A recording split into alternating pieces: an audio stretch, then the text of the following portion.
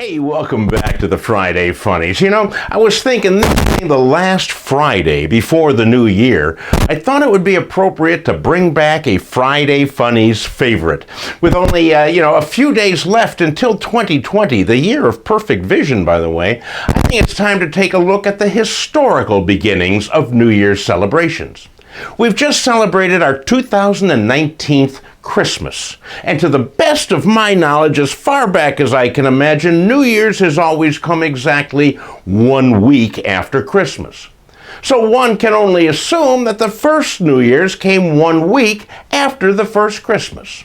So I would like to take you back in time to that time of the first Christmas and the first New Year.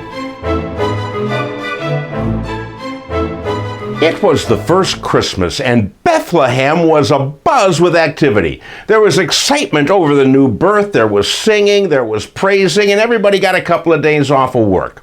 Eventually, however, one of the councilmen spoke up and said, "Boys, I think we have a problem.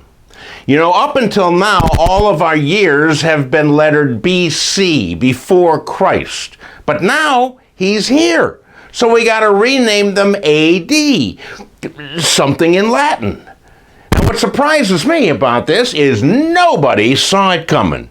You would think after centuries of declining years, 25 BC, 24 BC, 23 BC, somebody would have figured out that one was going to be the last of the BC series.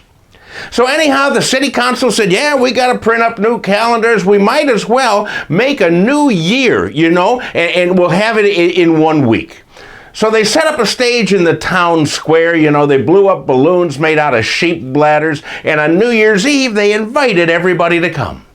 And when the crowd all assembled, there was thousands of them in the square. And somebody said, "Hey, how long till midnight?" Which prompted somebody else to say, "Hey, what's midnight?" Because you see, back then, the only timepiece they had was a sundial, which is very inaccurate at night. It goes 6 p.m., 7 p.m., 8 p.m., dark, 6 a.m., 7 a.m., So one council member said, "Hey, I got an idea. I got an hourglass for a Christmas present. Let me run home and get that. We'll make New Year's in an hour."